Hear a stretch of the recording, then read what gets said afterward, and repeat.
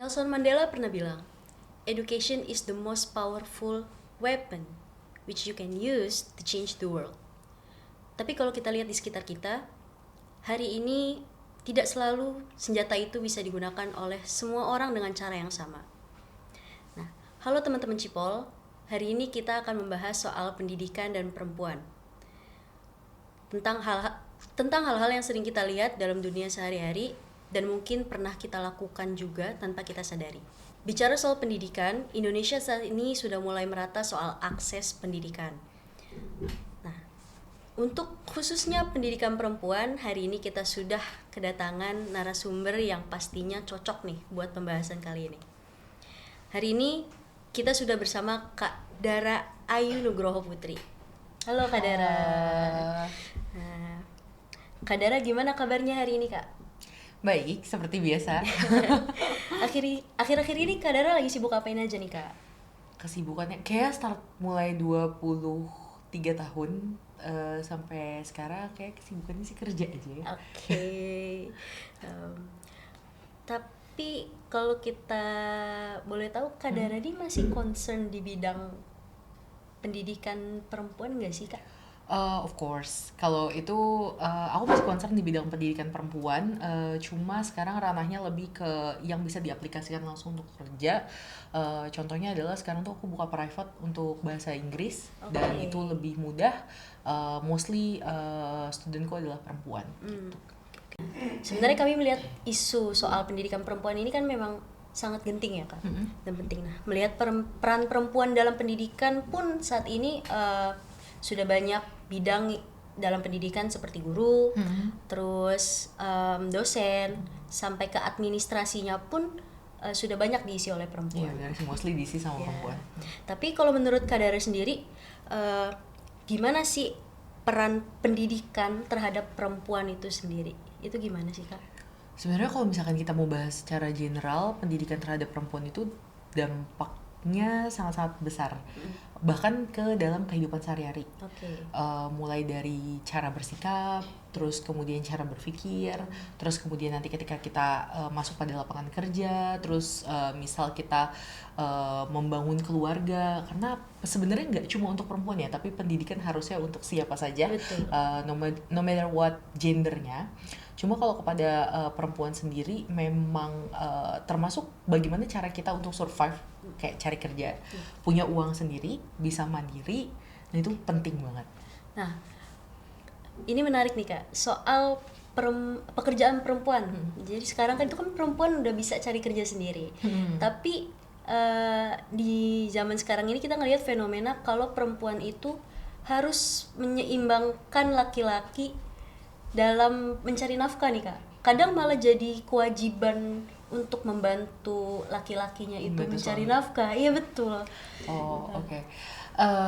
Karena kebetulan aku mau merit di bulan Mei, jadi sebelum menikah aku tuh punya kesepakatan sama calon suamiku tentang masalah mencari uang. Yang pertama, menurut keyakinanku, fairnya adalah kalau emang itu untuk rumah ya sudah kita cari uang sama-sama. Untuk pendidikan anak, untuk rumah.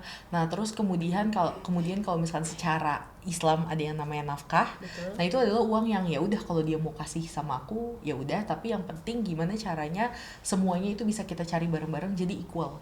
Jadi nggak ada yang berat sebelah. Jadi nggak cuma ngeberatin si pihak laki-laki, oh karena kamu laki-laki kamu harus nafkahin bla bla bla. Terus kemudian nggak juga nanti ujungnya ternyata laki-laki yang nggak mampu, terus kita dipaksa juga untuk melakukan pekerjaan rumah dan juga bekerja, dan jadinya itu double burden kan. Tapi jadinya menurut keyakinanku tuh memang untuk urusan mencari nafkah dan lain sebagainya itu harusnya equal. Jadi kalau emang dan aku tipe orang yang nggak bisa nggak kerja.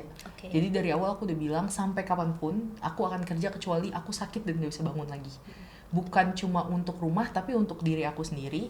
Terus kemudian untuk kebahagiaan aku dan macam-macam. Jadi tujuan utamanya bukan untuk bantu suami tapi ya untuk membahagiakan diri aku sendiri pastinya. Oke. Nah, di kehidupan sehari-hari ini kan kita sering dengar ya, pastinya kita sebagai perempuan pernah diberikan pertanyaan kayak kapan nikah, umur sudah segini perempuan kalau ketuaan itu nggak laku dan lain sebagainya. Terus juga ada narasi-narasi soal ngapain sih perempuan kuliah tinggi-tinggi, toh nanti kerjanya di dapur gitu, jadi ibu rumah tangga. Nah, dengan kondisi seperti ini tuh perempuan menurut kakak benar-benar diberikan pilihan yang bebas atau sebenarnya tetap dikendalikan sama norma yang berlaku, dan juga ada beban domestik tersendiri gitu yang hanya diberikan kepada perempuan, sedangkan laki-laki itu nggak pernah tuh kita dengar soal kewajiban nyuci piring, masak, belanja apa gitu. Untungnya aku hidup di keluarga, di lingkungan yang sangat-sangat feminis. Jadi ibuku tuh single parent sendiri, menafkahi 3 anaknya. Dan satu, dia nggak pernah tanya kapan nikah, karena nikah itu satu harus ada kesiapan secara mental dan financial. Dan ketika kita menikah tanpa plan yang jelas, tanpa financial planner dan segala macam, itu jadinya akan runyam pernikahannya. Akan terjadi perceraian, terus kemudian kita juga berantem, terus nggak ngerencanain punya anak, nggak punya duit dan sebagainya. Dan itu sama aja ketika kita nggak bisa memberikan pendidikan yang baik untuk anak kita, atau fasilitas-fasilitas yang baik untuk menunjang pendidikan ya, sekali lagi bukan untuk foya-foya nggak jelas gitu. Itu sebenarnya kita jahat gitu, kita melakukan tindak kriminal menurut keluargaku. Nah, balik lagi tadi ke pertanyaan yang apakah ya kalau di Indonesia memang kan masih banyak pemikiran bahwa tugasnya perempuan tuh nanti adalah di rumah. Pun kalau misalkan ada perempuan yang memilih menjadi ibu rumah tangga, apakah boleh tidak berpendidikan? Kan harus tetap sekolah, harus tetap belajar, harus tetap baca buku. Supaya apa? Supaya ketika dia membagi tugas, misalkan oke, suamiku tuh cari nafkah, berarti tugasku adalah di rumah nih, mengerjakan pekerjaan di rumah domestik. Walaupun dalam kepengurusan anak itu tetap harus ada hadir dua-duanya, karena kan kalau kita lihat fatherless di Indonesia kan tinggi banget ya. Betul. Nah, itu kenapa pentingnya peran baik laki-laki maupun perempuan dalam mengurus anak gitu. Nah, itu semua bisa terjadi diskusi itu sama pasangan kita. Itu saat kita satu empower as a woman, yang kedua adalah kita juga punya knowledge yang luas. Jadi kita tahu bahwa ternyata yang dulu dipakai sama orang tua zaman dulu itu sudah tidak relevan hari ini. Nah, improvement itu bisa kita gunakan ketika ya tadi kita empower and then kita punya knowledge yang baik. Oke.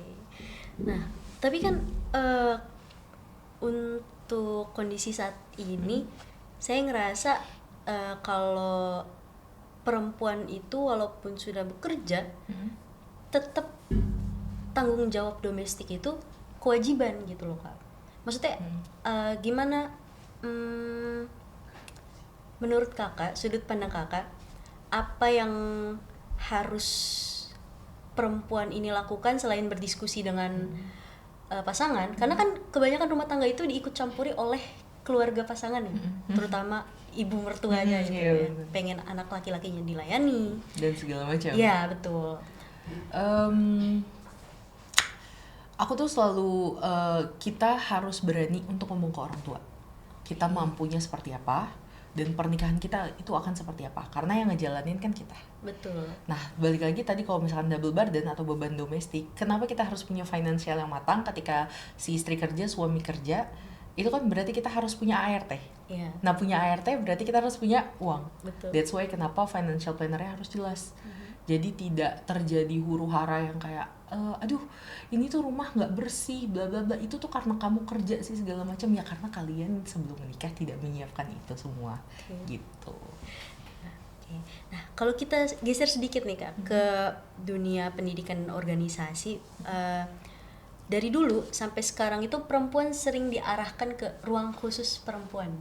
Jadi kayak di institusi negara itu ada Bayangkari, di Dharma Wanita itu ada PKK, kemudian kalau di organisasi mahasiswa itu ada Kohati, ada Kopri dan sebagainya. Nah, di satu sisi saya melihat kalau ini dipandang oleh sebagian besar perempuan itu sebagai ruang aman khusus perempuan ya, karena kan di situ lebih membahas lebih dalam soal perempuan.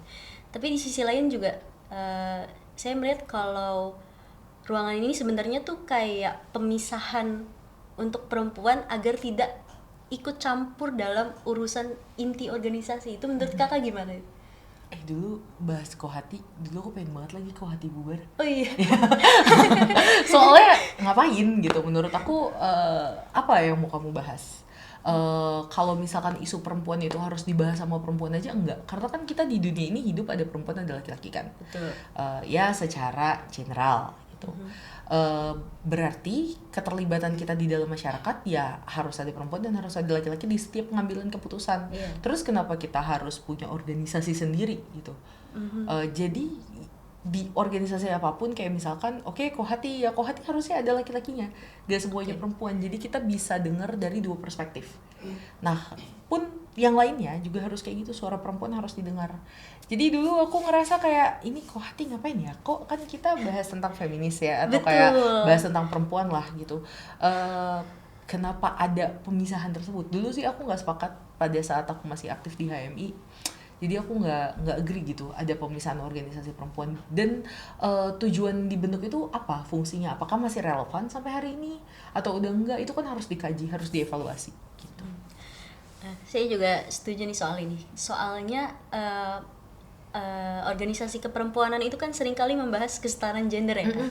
Tapi apakah sudah setara kalau misalnya perempuan itu dibuatkan organisasi atau ruang khusus tersendiri gitu kan? Iya, betul. Betul. Dan apakah suara perempuan itu benar-benar didengar oleh semua orang? Betul. Gitu. Oke.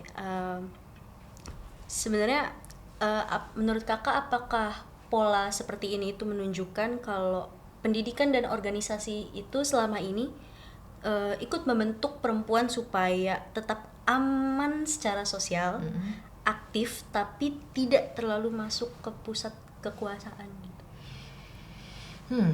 Menarik. Yang pertama sebenarnya tuh aku kalau pendidikan, kita ngomongin pendidikan di mana perempuan harus sekolah, tapi sekolah juga kurikulumnya belum tentu bagus. Betul. Yang menurut aku harus dimiliki dan harus digaungkan adalah minat baca kita semua gitu. All gender ya, nggak cuma perempuan aja, supaya kita bisa membahas isu-isu yang seperti ini. Karena kalau cuma berpendidikan aja belum tentu orang-orang yang sekolah sampai S3 dan lain-lain itu paham terkait isu sosial yang beredar hari ini. Pun juga sama halnya dengan isu perempuan di ranah pendidikan, karena perempuan punya pendidikan yang baik terus kemudian punya karir yang baik itu kan juga nanti akan kalau nggak punya knowledge dan nggak matang secara emosional, mereka akan menjadi queen bee syndrome dan lain sebagainya. Nah itu sebenarnya pembahasannya tuh luas banget.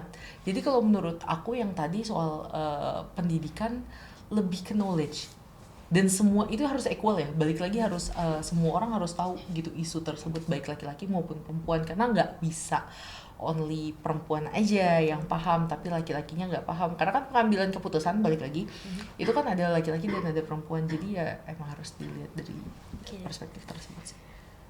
Mungkin kita pernah dengar soal perempuan yang aktif dan vokal soal isu-isu sosial itu kadang seringkali dibedain sama laki-laki. Kalau laki-laki mungkin dibilang kayak cerdas nih, pengetahuannya luas. Kalau perempuan cerewet. Ya. Gak jelas. Seringkali dibilang cerewet, terus berisik. Emosional biasanya, emosional. Nah, menurut kakak gimana itu? Enggak juga sih menurut aku ya. Loh, emang maksudnya ya banyak yang beranggapan bahwa kalau laki-laki ngomong kayak oh my god dia tuh keren banget bla bla bla, tapi kalau perempuan kayak berisik banget. Tapi kayaknya pandangan itu udah sedikit bergeser. Banyak juga orang-orang yang sangat-sangat mengapresiasi perempuan-perempuan yang bicara di publik, yang berisik, yang dibilang emosional itu dalam tanda kutip, tapi ternyata banyak juga yang mengapresiasi gitu. Jadi cuma masih sedikit perempuan yang bisa muncul ke publik gitu untuk bawa sebuah isu, itu yang susah. Tapi kalau masyarakat kita melihat perempuan yang berisik tadi, aku pikir kayaknya udah banyak yang pro deh, kayak nggak apa-apa selagi kebijakan atau isu yang mereka bawa itu ya kayak buat kepentingan masyarakat atau kayak penuh pengetahuan, itu kayaknya udah disupport. Gak disupport mungkin sama oknum-oknum tertentu, tapi secara general kita sering lihat di berita kayak misalkan si jurnalis A nih, atau kayak misalkan Najwa Shihab, itu banyak juga kan laki-laki yang pro, iya bener nih bla bla bla, terus abis itu misalkan siapa lagi ngobrol tuh soal politik, udah nggak melihat gender lagi, udah sedikit bergeser lah pandangan tersebut. Nah, setelah perempuan berhasil nih masuk ke dunia pendidikan,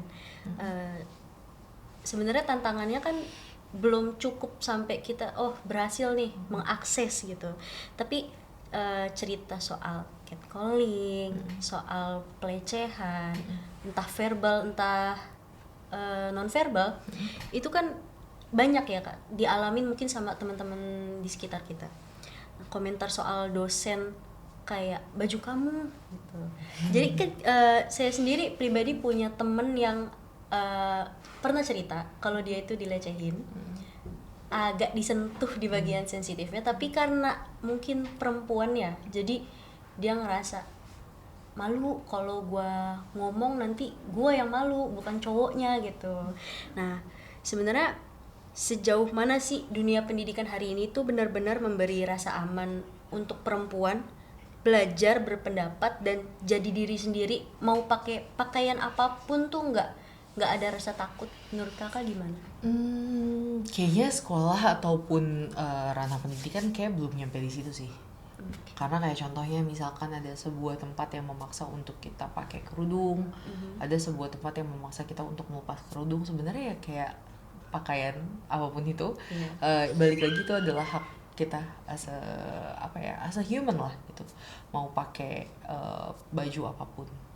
Nah terkait yang tadi masalah catcalling dan sebagainya, ya itu masih terjadi sih, karena atau stigma ya terhadap perempuan. Kayak contohnya aku kan tatoan, banyak banget stigma yang kayak itu perempuan tatoan mau kerja di mana, kerja dong sampai hari ini. Buktinya aku kerja sampai hari ini dan baik-baik aja, punya penghasilan yang cukup dan nggak ada hambatan apa-apa.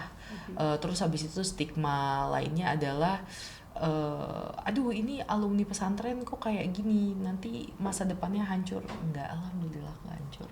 Itu jadi stigma terhadap perempuan tuh nah itu sih yang masih melekat banget. Kayak seolah-olah apa yang kita lakukan tuh masih didesain atau dikonsepin sama society. Nah itu yang dimana kita harus berani. Tapi beruntungnya udah banyak orang-orang yang berani mendobrak itu. Jadi kayak banyak orang yang masih kontra, tapi banyak juga orang-orang yang pro. Karena tadi balik lagi punya knowledge yang bagus. Mungkin kalau aku nggak sepakat kayak misalkan dia harus, yang tadi aku bilang tuh harus S3 dulu, harus sekolah dulu, punya pendidikan yang bagus dulu, baru mereka ngerti tentang masalah hal-hal seperti ini. Tapi enggak sih, banyak juga orang-orang yang misalkan sekolah cuma sampai SMA tapi knowledge-nya bagus banget gitu. Karena mereka baca. Yang harus ditingkatin tuh minat baca supaya goals tentang hak asasi manusia terutama perempuan ya, karena kan kita mendapat stigma dan lain-lain sebagainya. Nah itu perlu literasi yang baik sih menurut aku. Nah soal pelecehan seksual ya, kita sering baca berita soal korban pelecehan seksual itu kemudian dinikahkan sama pelakunya. Itu sebenarnya menurut kakak adalah solusi yang tepat agar tidak membawa nama buruk bagi keluarga dan instansi terkait khususnya, atau malah sangat amat merugikan bagi perempuannya? Itu yang punya keputusan sakit jiwa aja sih menurut aku. Karena bayangkan kita kan udah trauma nih, karena kebetulan aku juga korban kekerasan seksual, jadi nggak mungkin gitu loh, maksudnya menikahkan korban dengan pelaku, karena kan dia akan hidup seumur hidup dengan trauma gitu loh. Kan harusnya pelaku dipisahkan dari korban, misalkan diperkosa terus habis itu hamil gitu. Nah aku tuh pro aborsi by the way untuk case seperti itu. Kenapa? Yang pertama, ketika perempuan hamil dia harus siap secara mental dan fisik. Yang kedua, ketika dia hamil, kehamilan tidak diinginkan itu terjadi, dampaknya itu sangat sustainable untuk kehidupan selanjutnya. Jadi gimana nanti dia ketika anak itu lahir, emosionalnya tidak stabil. Makanya banyak kalau kamu baca berita kan sering ada yang kayak ibu membunuh anaknya terus kemudian bunuh diri. Itu loh hal-hal yang gak stabil kayak gitu. Jadi atau kayak dia jadi benci sama anaknya, dia jadi gak punya kasih sayang dan segala macam. Itu kan dampaknya besar ya. Terhadap kehidupan si anak yang sebenarnya gak tahu apa-apa gitu. Jadi aku sangat-sangat pro aborsi untuk case-case kekerasan seksual, pemerkosaan seperti itu gitu. Itu sakit jiwa aja sih kalau ada orang yang kayak nama baik. Kalau aku punya anak, aku sepakat sama, nah ini aku juga bahas ya sama calon suamiku. In case kita misalkan dikaruniai anak, terus kemudian terjadi hal tersebut, apa yang harus kita lakukan? Kita sepenuhnya melindungi anak kita dan tanya apa maunya. Nggak akan pernah kita nikahin buat menjaga nama baik keluarga, nggak ada yang perlu dijaga nama baiknya menurut aku. Gitu. Nah, saya setuju soal ini. Menurut saya generasi terutama Gen Z ya, saat ini tuh udah mulai berani loh speak up soal hal-hal yang dulu tuh di Tabu ya. Iya, betul. Kayak pakai baju terbuka anak nakal, ngewarnain rambut anak nakal. Iya lagi bener. Itu saya juga masih sering ngerasain sampai saat ini. Nah, terus kita kan sering lihat ya di lingkungan sekitar itu banyak, apalagi di Jakarta gitu ya, perempuan yang merokok. Oke. Nah, terus juga ada yang pakai hijab tapi merokok. Nah, menurut kakak emangnya ini berpengaruh ya ke pendidikan atau kualitas perempuan, apalagi katanya kalau perempuan ngerokok itu nanti bisa mandul gitu. Padahal kan kalau kita baca dari penelitian yang ada, ternyata kemandulan itu bukan cuma dialamin sama perempuan. Iya. Bisa betul. dari cowok juga. Iya, akibat merokok juga. Mostly cowok merokok. Iya, betul. Menurut aku enggak sih, aku karena aku ngerokok ya, dan aku ngerokok di rumah di depan orang tuaku. Jadi kalau kita pergi makan bareng, kita selalu cari yang ada smoking area karena aku perokok. Dan kalau nggak ngerokok aku nggak bisa mikir. Jadi kalau di rumahku tuh nggak ada masalah soal perempuan merokok. Dan begitupun aku ngobrol sama pasanganku, kita udah ya sepakat gak ada masalah sama perempuan yang merokok. Kecuali misalkan kita mau program punya anak. Nah ini lagi pentingnya pengetahuan ya, pentingnya membaca. Misalkan aku mau punya anak, kayaknya 5 tahun lagi kita akan punya anak, suamiku ngerokok, aku ngerokok, karena mau punya anak harus ngurangin dulu, harus dibersihin dulu, detox dulu kan. Karena kita mau punya anak dan anak itu kan maksudnya kayak apa yang aku makan nanti selama hamil dan sebagainya, dan juga suami aku pun harus berhenti kerokok kalau misalkan dia ngerokok, karena kan nanti aku jadinya perokok pasif. Betul. Jadi sebenarnya nggak cuma perempuan aja dong, harusnya dua-duanya. Banyak kalau kamu lihat di Instagram tuh aku amazed sama ibu-ibu ya zaman sekarang tuh keren banget. Mereka tuh anaknya ada yang kena ISPA akibat suaminya ngerokok. Jadi dia marah banget sama suaminya. Itu bagus. Dianya udah nggak ngerokok nih, tapi suaminya ngerokok. Dan akhirnya menyebabkan anaknya kena ISPA. Betul. Atau penyakit-penyakit lainnya. Dan mereka tuh udah berani nge-share itu di TikTok. Itu aku appreciate sih. Karena kan biasanya selama ini kayak, ya kamu sih ngurusnya nggak bener lah. Siapa yang ngerokok? Betul. Nah, menarik nih Kak, menurut kakak soal aborsi tadi. Kakak punya nggak sih syarat untuk aborsi itu? Misalnya aborsi boleh dilakukan sebelum janin umur berapa atau bagaimana? Actually aku sih nggak ada pembahasan ke situ ya.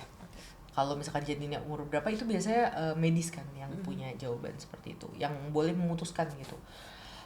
Cuma aku lebih ke reason untuk aborsinya. Satu, ketika terjadi pemerkosaan, terus kemudian korbannya hamil, ketika terjadi kehamilan tidak diinginkan alias dipaksa sama suaminya atau sama siapapun itu, dimanipulasi. Tapi yang aku nggak sepakat adalah pacaran, misalkan, terus kebobolan. Itu adalah kebodohan dua orang itu, gitu. Itu adalah kebodohan dan itu bisa dicegah. Jadi itu yang menurut aku nggak menerima alasan tersebut, gitu. Karena ya kalau kamu punya hubungan dan terjadi something happen with you, itu adalah kesalahan kalian berdua, gitu.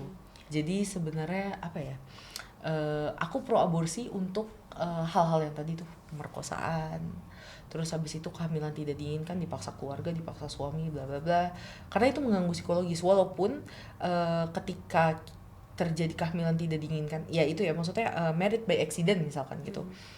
Nah itu menurut aku kesalahan dua orang ini.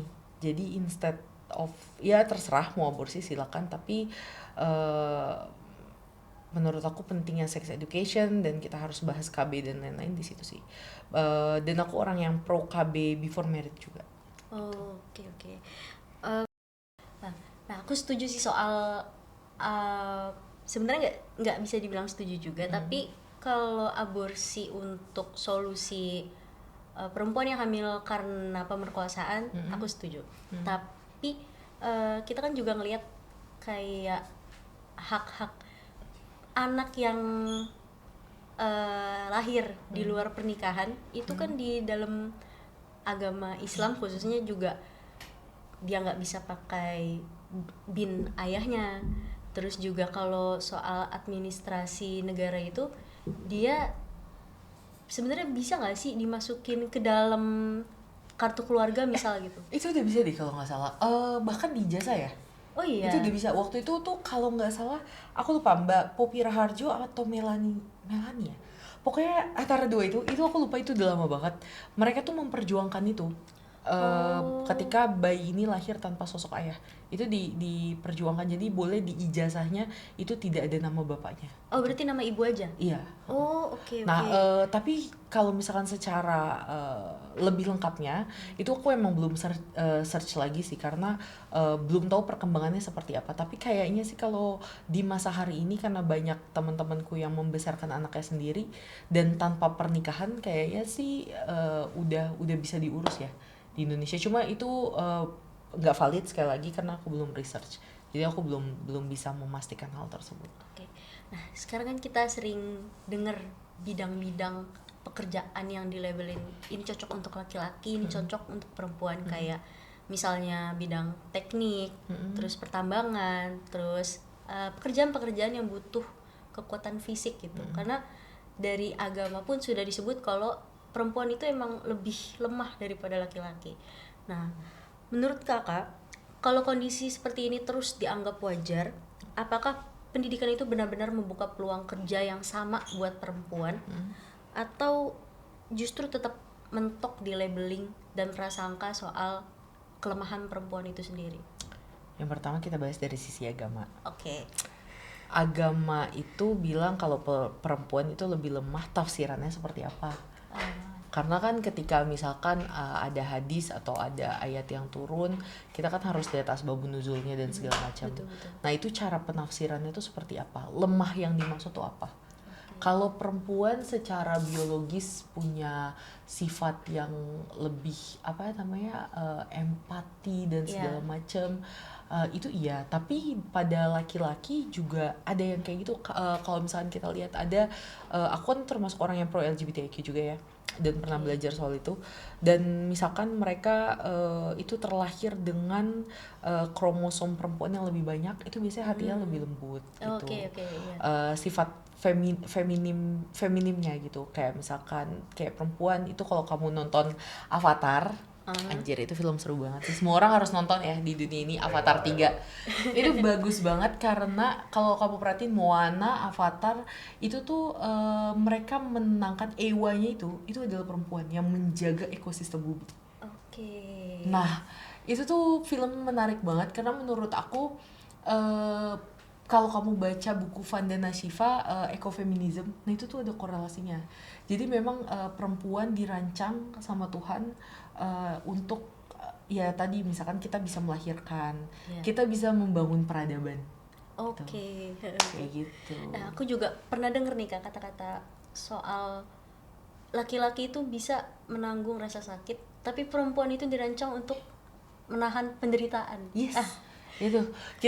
Kalau kita melahirkan tuh kan setara 40 tulang rusuk dipatahkan secara Iya iya, bersamaan ya. betul betul. Terus belum lagi menstruasi dan sebagainya. Jadi kalau mau bahas dari segi agama ya tadi, seperti apa dulu tafsirannya, Oke. apakah masih relevan sampai hari ini dan segala macam, itu perlu dikaji ulang.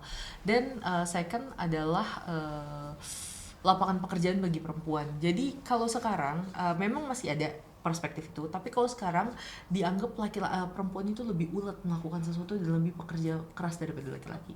Jadi udah banyak, karena salah satu orang terdekatku, dia itu anak teknik tapi perempuan Oh iya. gitu.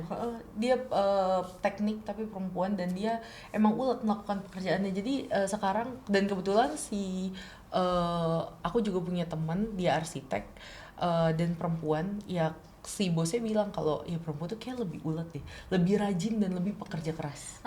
Ini sih Kak, menurutku perempuan itu lebih detail gitu. Lebih detail. Walaupun agak memakan waktu ya. Tapi kita lebih kayak, nanti kayaknya kalau begini bakal begini deh gitu. Iya. Kita ngelihat 3-4 langkah ke depan. Iya, gitu. biasanya itu sih. itu sebenarnya itu juga ada dari ini ya, didikan orang tua gitu. Nah, kalau mamaku tuh ngedidik adikku pun tuh untuk punya perspektif yang sama tuh dari sudut pandang perempuan, kita harus detail. Karena untuk menunjang pekerjaan, bukan. Nah, aku tuh paling nggak suka orang kayak, ya kan kita udah terlahir itu dirancang, laki-laki dirancang untuk begini, perempuan untuk begini. Tapi kan pada peran kita di masyarakat kan semuanya bisa berubah ketika dipelajari. Gitu. Menurut Kakak pendidikan perempuan itu bisa didapetin di mana aja sih Kak? Selain di sekolah-sekolah formal ya pasti. Dari buku sih, aku gila baca buku sih dulu pada saat kuliah. Kalau sekarang mungkin karena kerja jadi waktunya sedikit ya buat baca. Tapi dulu pas aku masih ada waktu, biasanya tuh problem kita manusia gini, punya waktu nggak punya uang nggak punya waktu. Nah, betul. Kayaknya kalau sekarang sih punya uang nggak punya waktu. Jadi nggak sempet baca. Jadi dulu pas zaman aku sering baca buku tuh, aku menyadari manfaat yang benar-benar luar biasa banget di setiap langkahku buat ngambil keputusan, termasuk pengelolaan emosi, terus memandang sesuatu di dunia ini itu sangat-sangat lebih wise lah gitu. Jadi nggak pernah ngehakimin si A, nggak pernah ngehakimin si B. Contoh, misalkan aku ngelihat siapa ya, Roy viral di media sosial karena dia dianggap salah. Aku nggak akan sedikit pun ngetik jariku dan nyalahin Roy, apalagi sampai lu ngapain sih gitu. Nah, itu termasuk bagian dari pengelolaan emosi. Kalau kita punya knowledge, kita nggak akan ngurusin hal nggak penting kayak gitu. Iya. Itu yang pertama. Yang kedua, misalkan apalagi ya, setiap kita mau ngambil keputusan itu pasti kita mastiin apakah keputusan ini akan merugikan orang lain, merugikan diri kita sendiri. Jadi lebih wise lah apapun itu ketika kita punya literasi yang baik. Terus kita jadi punya komunikasi yang baik juga, cara berkomunikasi sama orang lebih baik. Dan itu belum tentu orang yang sekolah sampai S3 punya hal itu. Jadi good di angka bukan berarti implementasinya baik juga. Karena kalau kita lihat dulu, ingat-ingat kasus Reinhard Sinaga, dia kan lagi sekolah di luar negeri, tapi dia melakukan kekerasan seksual kan. Jadi ya gak ada kaitannya ke situ. Menurutku lebih ke gimana cara perempuan tuh atau semua orang di dunia ini itu dapat well educated lah gitu. Tapi itu nggak melulu di sekolah, karena sekolah kita juga banyak ngajarin hal-hal tuh sedikit doang, benar-benar cuma fokus sama pelajaran, tapi in moral, kehidupan sehari-hari mereka tuh nggak ngajarin itu. Dan yang penting ternyata setelah aku kerja adalah itu. Nah, ngomongin soal buku, ada nggak buku yang menurut Kakak, wah ini perempuan-perempuan ini harus baca gitu? Ada beberapa. Jadi buku yang aku tuh gila banget, sampai aku baca 2 kali, itu adalah bukunya Nawal El Saadawi, Perempuan di Titik Nol. Yang pertama itu good kalau orang-orang kena kekerasan seksual dan merasa hidupnya dilecehkan seumur hidup. Itu tuh buat ngebangkitin emosi supaya kita kayak bisa nge-stop, gue gak boleh lagi ngalamin ini semua. Itu buku Nawal El Saadawi. Yang kedua adalah kalau sekarang aku lagi suka banget sih karyanya Haimin Sunim untuk mengelola emosi. Kalau buat mindset keuangan, Psychology of Money bagus. Karena itu perempuan laki-laki harus baca sih, supaya punya perspektif keuangan yang bagus. Karena di Indonesia literasi kita tentang keuangan tuh benar-benar get Wilson gitu, GWS. Jadi sedikit literasi tentang itu. Banyak banget sih, kalau buku tuh banyak banget. Termasuk buku-buku dengan aliran-aliran kiri kayak dulu pas masih kuliah. Kayak buku Laut Bercerita, Lela S. Glory. Itu juga bagus. Baca juga itu. Cantik Itu Luka. Dan aduh banyak banget sih lagi kalau buku shit. Banyak banget, film juga banyak sih. Soal pendidikan perempuan atau kehidupan sosial perempuan, Kakak punya nggak pengalaman di luar konteks negara kita sendiri? Gimana sih budaya perempuan-perempuan di negara lain gitu, atau di tempat-tempat lain yang berbeda nih dari Indonesia gitu? Pertama Singapura ya.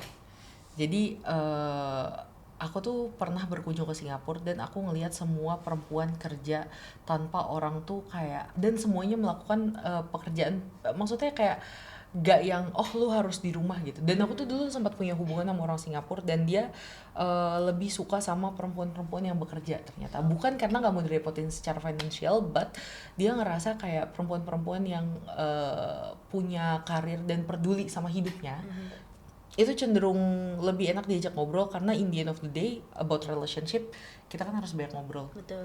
tukar pikiran. Terus kalau kemarin pas ke Jepang kayak apa ya, kalau Jepang tuh karena negara gitu orang-orangnya tertutup, to be honest. Jadi mereka tuh sangat-sangat uh, gak ada pembeda gitu loh antara perempuan dengan laki-laki. Ya udah semuanya kerja aja, tapi pokoknya nggak ada perbedaan yang terlalu signifikan. Cuma yang aku membuat aku sedih adalah, jadi kalau di Jepang itu dia ada toko yang khusus menjual film dewasa. Kayaknya nggak tahu ya, itu program temenku bercanda ya, itu program pemerintah deh dari kayaknya, tapi aku nggak tahu. Cuma fenomena yang paling menyedihkan adalah semua yang dipajang di situ adalah tubuh perempuan. Itu aja sih, dan itu legal ya. Jadi mereka jual bener-bener kaset, komik. Jadi itu sangat-sangat mengobjektifikasi perempuan menurutku gitu. Cuma kalau angka kekerasan seksual di sana aku belum lihat lagi, tapi memang kan keinginan atau hasrat seksualitas orang di sana kan sangat-sangat rendah karena tekanan kerja yang tinggi, beban dan segala macam. Tapi kenapa harus gitu, balik lagi kenapa harus, ya kalau emang mau itu programnya mereka kenapa nggak dua-duanya gitu. Tapi itu mostly yang dipajang tuh benar-benar perempuan, dan itu benar-benar yang real porno gitu. Nggak ada sensornya? Nggak ada sensornya, cuma ditutupin tirai terus 18, terus udah kayak dah gitu. Udah intinya kayak gitu. Jadi dan mostly ternyata bukan orang Jepang yang masuk ke situ setelah aku kesana ya, tapi nggak tahu ya kalau setiap hari. Banyaknya turis. Ya termasuk aku gitu, karena penasaran kan apa sih yang dijual di balik tirai ini gitu. Oh ternyata hal-hal seperti ini gitu, karena ya tadi hasrat seksual orang sana rendah. Cuma bener-bener itu yang dipajang mostly buat perempuan, tubuh perempuan gitu. Aku pernah lihat satu konten yang jadi dia tuh tempat wisata, entah restoran, kayaknya restoran itu tuh cowoknya malah. Ya, oh itu di Thailand. Oh itu di Thailand. Itu di Bangkok deh kalau nggak salah, yang ini kan di restoran terus cowoknya buka baju gitu. Iya. Iya itu di Thailand. Nah kalau di Thailand itu mereka kan kalau soal gender tuh udah matang banget ya. Jadi general banget. Bahkan di sana kan pro banget sama LGBT, makanya udah nggak ada perbedaan akan hal itu. Cuma kalau di Jepang kamu akan melihat perbedaan yang sangat signifikan bahwa tubuh perempuan itu layak dipajang. Dan bahkan ada coffee shop gitu kalau nggak salah. Tapi aku nggak sempat masuk ke sana. Tapi aku kepo banget.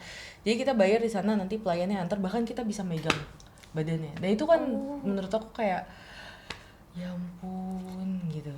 Jadi ya seperti itulah. Cuma bagaimana orang Jepang memandang perempuan, nah itu yang secara general gitu. Aku nggak tahu apakah masih sangat sepatriarki itu atau gimana, atau kayak ini perempuan gak berguna nih, cuma gini-gini doang. Kan kalau di Indonesia masih ada ya yang anggap bahwa perempuan tuh kayak aduh nih gak penting gitu. Itu kurang ajar sih. Tapi kalau di sana aku belum tahu, karena nggak bisa berinteraksi dengan masyarakat. Mereka nggak mau ngobrol karena buang-buang waktu. Ya kalau kamu kesana jarang menemukan tempat yang kamu bisa duduk ngobrol lama. Itu kayak jarang deh. Rata-rata kalau makan tuh bahkan ada bilik-bilik kayak gitu, jadi kayak nggak mau berinteraksi. Introvert banget ya. Eksklusif banget ya, introvert banget mentok. Pertanyaan penutup nih Kak.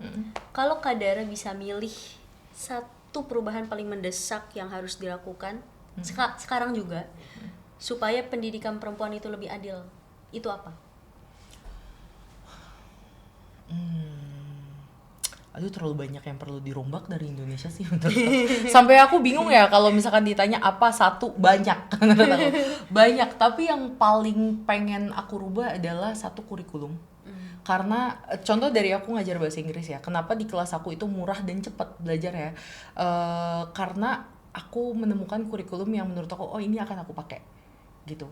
Jadi yang pertama harus dirubah itu adalah kurikulum dulu.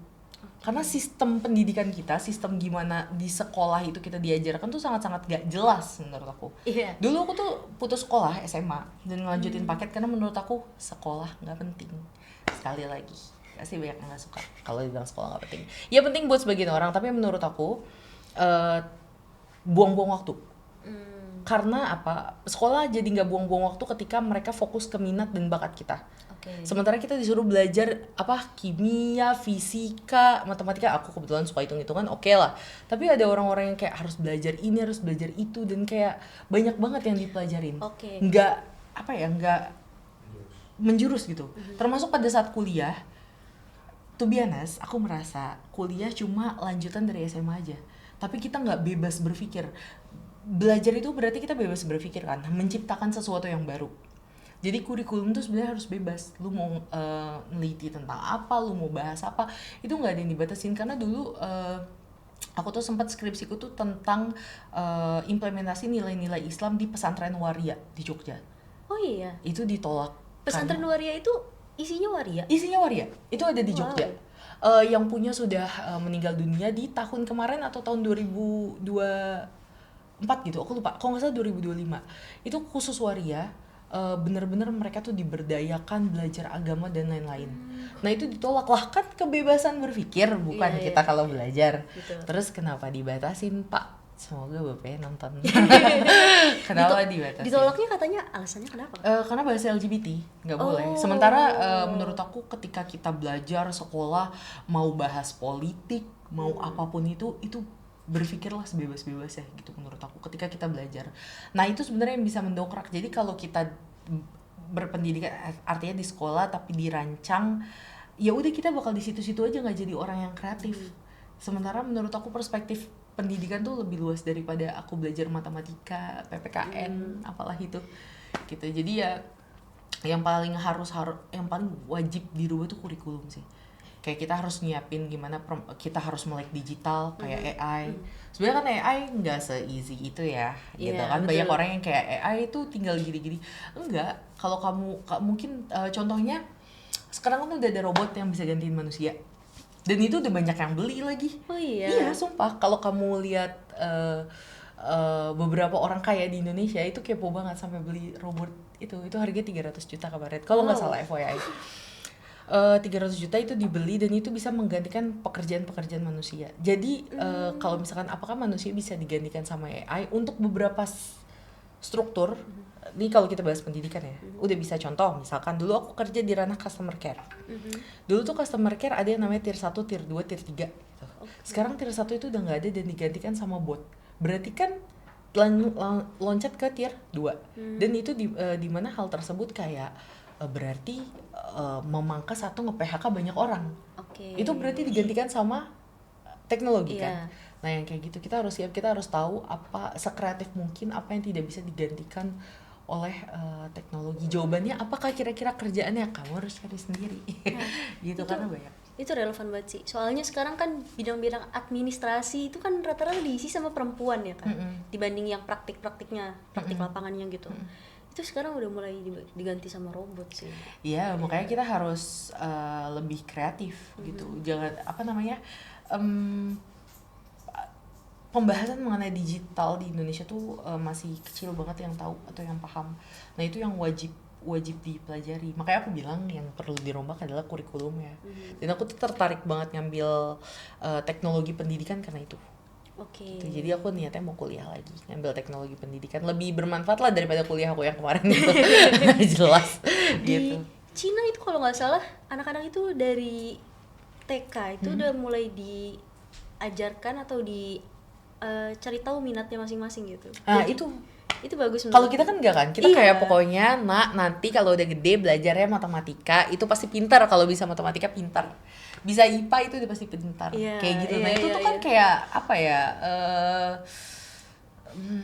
apa ya kita sebutannya, kayak merendahkan esensi pendidikan gitu. Kalau menurut aku kayak lu pintar matematika berarti lu lah yang ranking 1 itu. Terus nanti biasanya aku dulu, tapi itu terjadi ya, kayak aku reuni sama teman-teman aku. Kadang yang dulu pintar matematika tuh kayak sekarang nggak tahu dia kayak jadi bingung sama hidupnya karena dia gak dibebasin sama orang tuanya. Jadi kayak ternyata lapangan pekerjaan di bidang yang dia minati itu udah penuh banget dan dia susah untuk bersaing karena kan di atas orang pintar masih ada orang pintar. Ternyata dia nggak sepintar itu, cuma di sekolahnya doang dulu. Jadi dia kebingungan. Nah itu makanya kenapa orang-orang tuh harus kreatif dan kurikulumnya tuh harus dirombak karena jelek banget, ketinggalan jujur. Sorry siapa menteri pendidikan sekarang, nggak tahu. Pokoknya gitu, rubah deh tuh kurikulum lo. Itu sih paling. Oke, terima kasih Kak Dara ya Sama-sama. untuk pembahasannya. Nah, teman-teman dari obrolan hari ini kita udah bisa lihat nih kalau dunia pendidikan itu bukan cuma soal belajar, bukan cuma soal ruang-ruang formal, tapi juga norma-norma sosial sama doktrin atau labeling yang berlaku di masyarakat juga. Nah, semoga obrolan hari ini bisa jadi bahan kita pikir bareng ya, dan semoga bisa jadi bahan belajar untuk teman-teman kedepannya. Terima kasih Kak Dara Sama-sama. sudah menyempatkan waktu untuk datang hari ini. Thank you. Terima kasih juga yang sudah menonton. Sampai ketemu di episode-episode Cipol selanjutnya. Bye bye.